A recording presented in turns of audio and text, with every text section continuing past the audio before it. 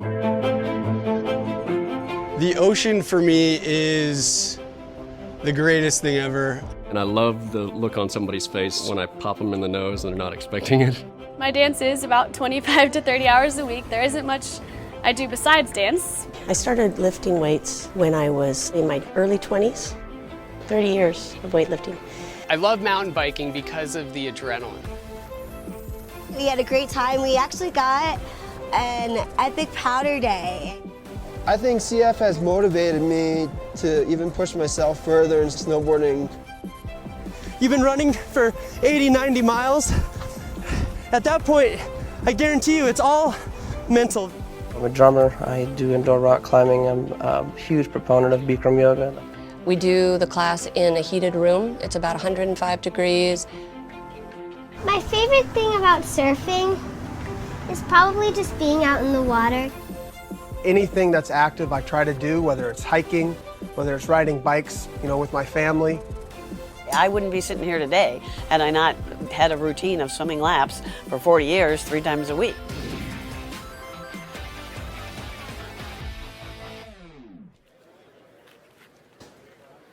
Darby comes in 2 or 3 times a week here. He trains at both the Ju-jitsu and Muay Thai striking classes. In Jiu-Jitsu, my goal is to become a blue belt this year. In Muay Thai, I'd like to get promoted to brown shirt, which is a rank above my current rank of purple shirt. He's an excellent student. He is one of the most rapidly progressing students that I've had. He was joking earlier, I heard, about his jab. Well, people are starting to fear him in sparring class. That's a real rush. You got a 3-minute round against a guy that's big and strong and trying to punch you in the face, and that'll wake you up. I remember watching Darby when he first came in and, seeing him work out, and I could immediately tell the kind of discipline and determination that he shows each and every single time he's in here. Only later did I find out that he had cystic fibrosis and was just all that more impressed with him, seeing his ability to improve and continually make gains in this sport. When I was diagnosed with CF, I had been chronically ill for a couple of years. So I was relieved when I was diagnosed because at that point I knew what it was that I was fighting. And I just felt then that I don't care what it is, just tell me, just point me at it, tell me what I need to do, and I'll do it. And I'll put up the best fight I can. One thing to be a competitor and, just fighting, but, fighting is kind of a microcosm for life. Anybody that goes up against Darby in anything has got their hands full. I can tell you that. He's not going to quit. You're going to have to beat him. He's not going to tap on you. He's not going to come out of the corner and say no mas. Darby's going to keep coming at you every single time. Sum up Darby in a word, he's a fighter. When I don't exercise, it's really seductive because at first it's kind of nice to have the extra free time, and it's nice to, I tell myself, oh, I'm taking it easy by not exercising, by taking a day off from the gym or whatever.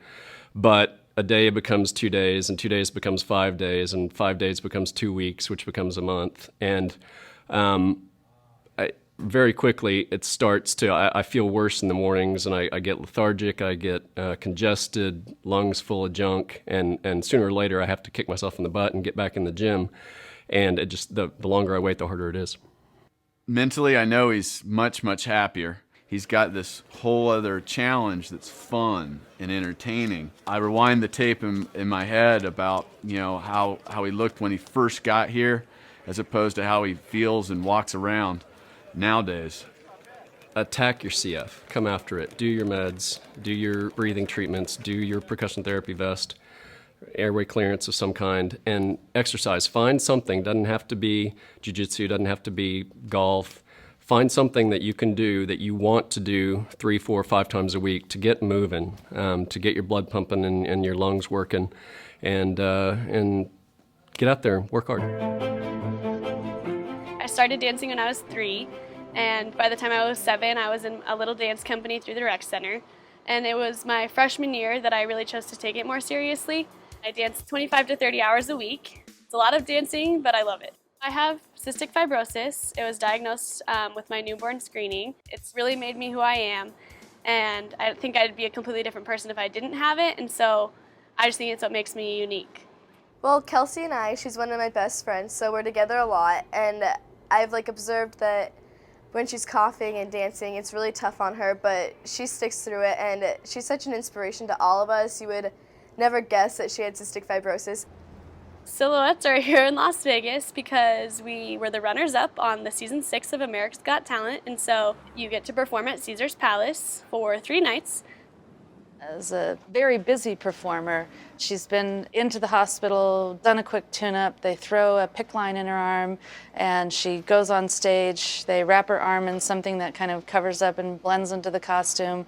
She dances for the weekend and possibly goes back into the hospital, possibly, just finishes her IVs at home, but they always plan her health care as much as possible around her dance schedule because they feel like her dancing is part of her treatment.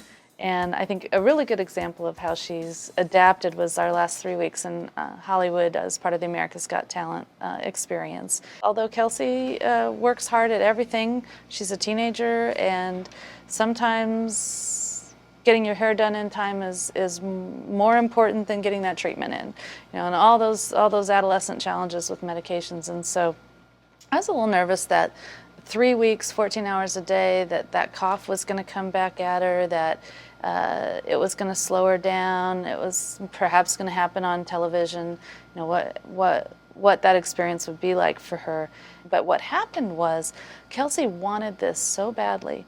She wanted to be so normal. She wanted to be with her friends. She wanted to be healthy with her cystic fibrosis. And I have never seen her attention to detail for her medications be so on spot than those last 3 weeks.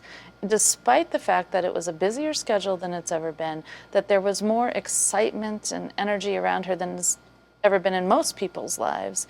And yet those things were getting done because she knew if she was going to stay in the game till the very end, she had to do it. And probably one of the more proud moments, she made it happen. I always like to say CF doesn't have me, I have CF, because I'm not going to let it conquer me and nobody else should. I love mountain biking because of the adrenaline. There's obstacles, there's rocks, there's rivers going through, and it's all challenging, and you have to just react instantly to what that challenge is right in front of you. Same with snowboarding, it makes you focus on the moment in front of you. Everything else in the world disappears. I enjoy backcountry snowboarding because you have to work to get to where the enjoyment starts. The connection between the mind and the body I've found with cystic fibrosis is so interconnected that when I'm down emotionally, I get more congested. But I also don't do my therapy as much as I probably should. And when I'm sick and when I'm not healthy is when I also get down. So the more I can do through activity, the more adrenaline I experience, the more endorphins I experience, but it's also the more time I spend with friends and the more sense of accomplishment that's shared with other people. The more that positive upward spiral feels, the better my lungs feel because I'm doing the activity, but also because I want to be healthy enough to do those activities, so I do my treatments more often. So it becomes an upward cycle as opposed to a downward spiral. I started lifting weights when I was probably in my early 20s. And the reason I stuck with it was because I could see the difference. I could feel the difference. I could get strong just like anybody else. Didn't matter that I had this disease, which is really empowering. It helps me stay over 100 pounds, which is always my goal. And I just love it. I always have loved it. I can't imagine my life without exercise because if I couldn't exercise, I'm pretty positive I would not be alive right now. It's I'm already 51, which is, let's see if my math is right, 14 years past the median age of survival. The truth is there really isn't a good enough excuse to not take care of yourself in the best way you can. I'm coaching little kids right now as part of a research study, and I use Skype and the phone, demonstrating the exercises that I want them to do via Skype, and talking to them, relating to them as someone with CF, so they get to see that somebody with CF is old and is fit, and I mean that's awesome. That's just awesome. The parents love that, And I love it. It's fun to work with these little kids. I wear 3 different hats. I wear the hat of the doctor, the hat of the coach, and the hat of the person who has CF and who has lost siblings to CF. But wearing the hat as a pathologist and knowing exactly what the lungs look like in CF, what the pancreas looks like in CF, I understand it. And I also understand exercise. And I know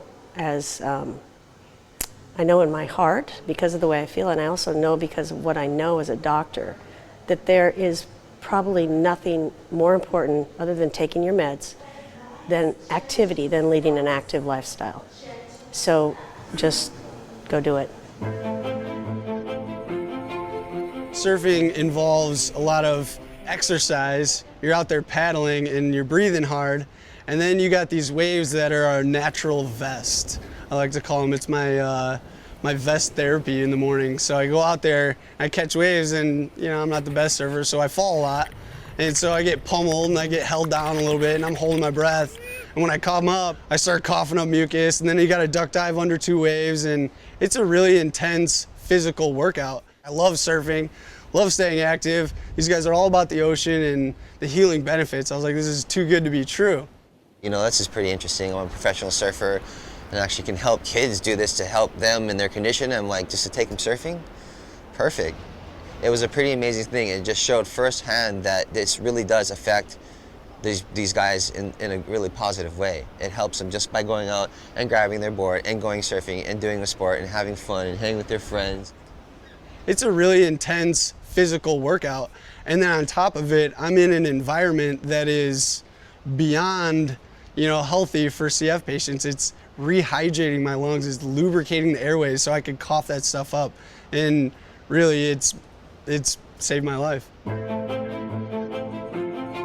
When I first surfed, it was in Maui, and we were just going there with our friends for a trip, and we decided to take a surfing lesson, and it was really fun. We try to make sure that we have an active life doing any number of things. Surfing is one of them.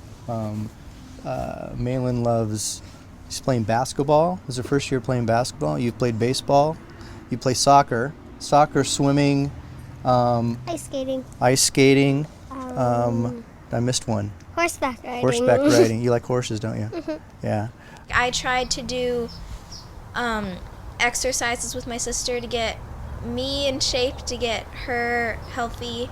I don't think that CF affects our relationship. We still do normal things. We do a lot of the same activities, and we have a lot of fun with each other. We just surfed this morning. Malin's a perpetually happy person. It's hard to actually discourage Malin. She wakes up happy. She goes to bed happy. She's happy all day, and that's pretty rare, I think, in any human being. So I think she's got a leg up on most of us already. Life is about making the most and being the most and contributing back. And CF is a part of her, but it doesn't define her, and it shouldn't. If you're someone with CF, or if you're a parent of someone with CF, to me it's about perseverance. Don't give up. Right?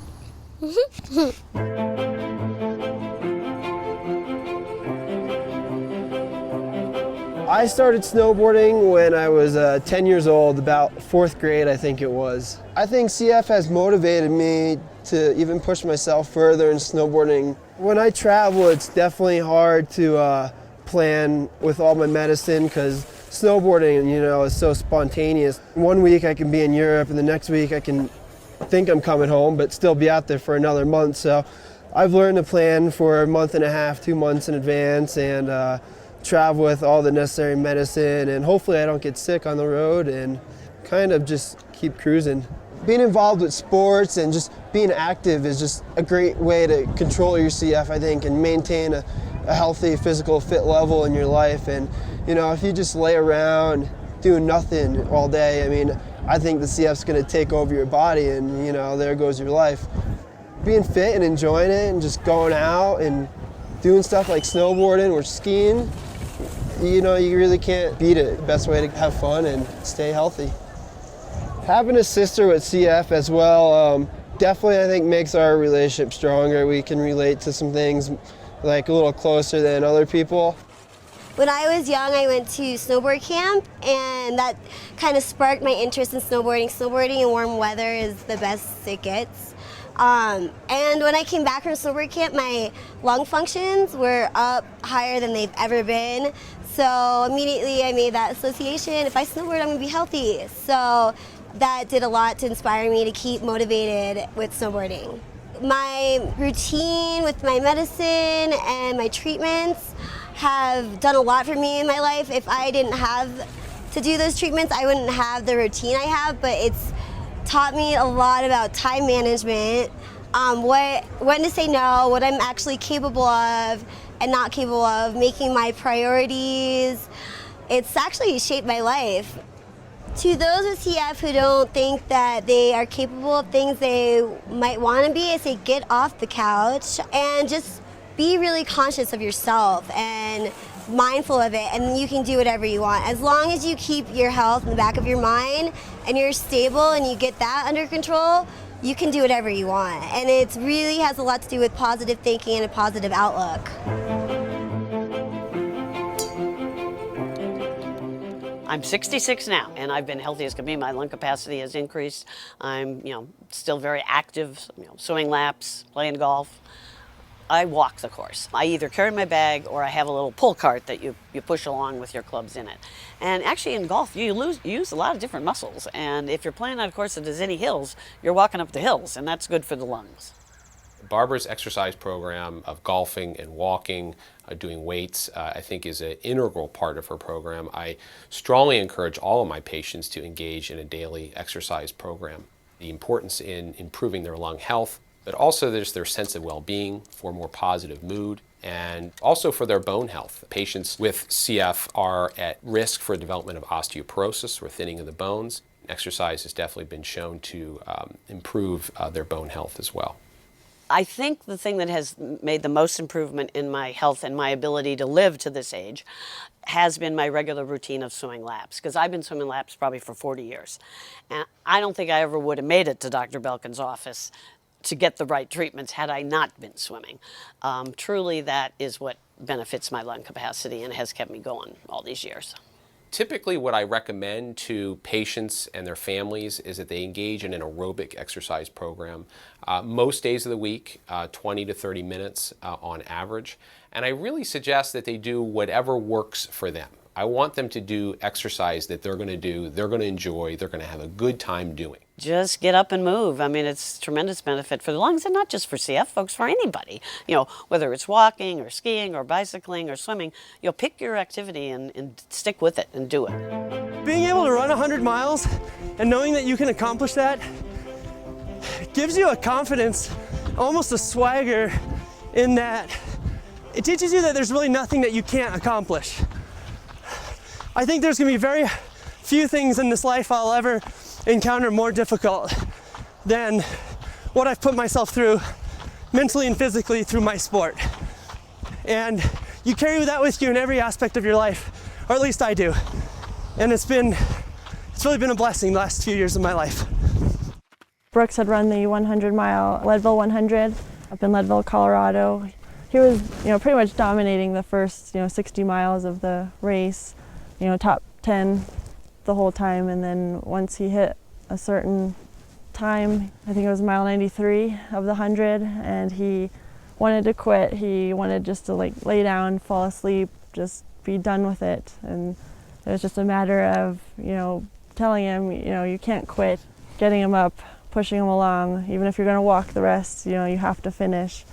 Just to have moral support there was, good. So it was me, it was, several other people that were there supporting him. When I was at my sickest, my lung function was around 40%, and I needed to start running to try to get my lung function back. Running was just a way for me to do that.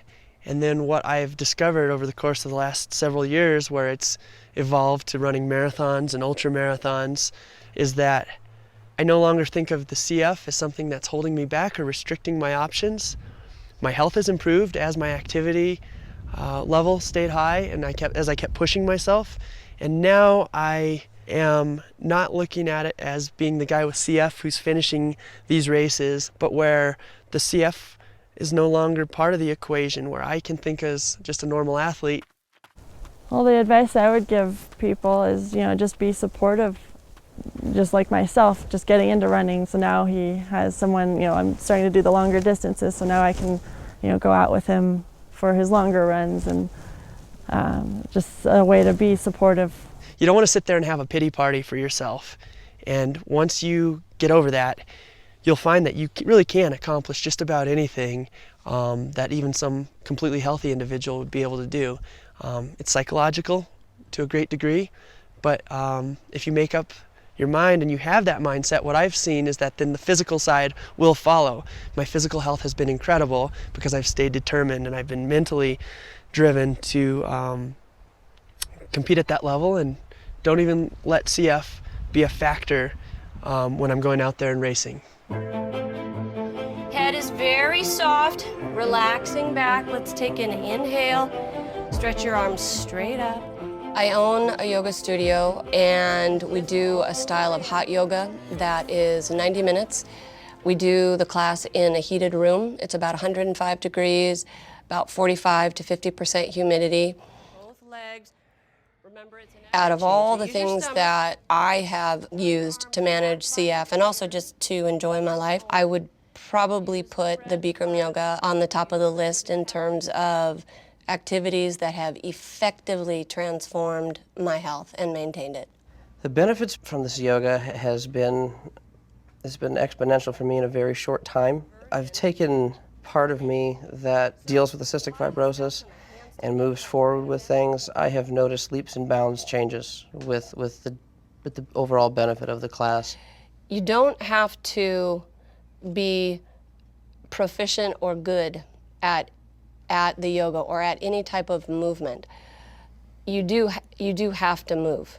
I think the benefits that we see with our patients who are very active, who exercise, who have cystic fibrosis, have been many. I think one is the discipline. And if you think about it, if you are disciplined enough to exercise on a routine basis, whether it be once a week or once a day, then it also makes you more disciplined for doing everything in your life. And so you tend to take your medications more on time, you tend to eat better, you tend to sleep better, you have better self-esteem, you may even do better in your job or in school. And so I think exercise is one of these things that when it becomes part of your life, it becomes kind of a lifestyle for you. When I was little, my mom had us in swimming lessons, tennis lessons, we played on soccer teams.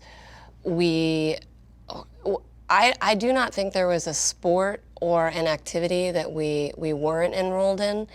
And it was just to keep moving and just to keep active. The support that one gets from a parent, a friend, a loved one is really, it's critical. Some people, they need to know they're not alone, and they need to be pushed into doing activities such as yoga and getting out there and being active and really pushing themselves. You don't have to be great at it, just do it. And that was chronically the message. I never felt like it mattered that I pulled in last on the swim team, never. I don't even think I registered it. It was just irrelevant. And I think it's because from early on, my parents were so focused and consistent with their encouragement. It doesn't matter, just do it, participate. An object in motion will stay in motion, and it's true with human beings. Your brain and your body, you keep it moving forward, then you're going to move forward and progress. For me personally, I've always been very involved and had an interest in sports. Growing up, I played sports pretty much year-round. When it comes to exercise, it certainly helps to have a good support system. For me, my wife has kind of been my cheerleader this whole entire time that I recommitted to a life of exercise. There are always times that Ronnie wants to slack off with his exercise, just as there are times that I want to slack off with my exercise. And that's part of the importance of having an accountability partner that can go and work out with you, and one day when one of you don't feel like doing it, then someone else can help you out and say, hey, let's go. I've been running almost every day. lifting weights almost every day. Anything that's active I try to do, whether it's hiking, whether it's riding bikes, with my family. Since McKenna was born, things have been a little different in our daily routine, obviously. And so Ronnie doesn't necessarily have the same time that he can do certain treatments, and we have a little less flexibility of when we can go to the gym. But the way that we make sure that Ronnie stays healthy, even with the increasing demands of a child, is making his health a priority. If it gets my heart rate going up, if it gets me to breathe deeper, I want to do it. And I've seen just fantastic results from making that commitment. But it was very important for me to do the exercise in addition to treatments. The issue of balancing extracurricular activities or exercise or sports with the medical needs is a difficult one, especially if the person wants to engage in sports that require a great commitment and time. I try to work with families to work out ways to incorporate their exercise into their medical management so that they're getting the benefits of both at the same time. I think what can happen is we think we need to be in shape to exercise, or we need to be in shape to start to get healthy, and it's not that way at all. We need to exercise to be healthy. We need to exercise to get in shape. So it doesn't matter if you decide that walking your dog for 5 minutes a day is where you're going to start, or sitting up and down on your couch multiple times a day is where you're going to start. I think the key is to start. Start, get comfortable with it, make a commitment no matter how small or how large the commitment is. It's not important how fast you go, how much you do, how many weights you lift, how far you run. The important part is that you're always moving forward. Pick your activity and stick with it and do it. Being active is just a great way to control your CF. You really can accomplish just about anything. Get out there and work hard. You do have to move. Just go do it.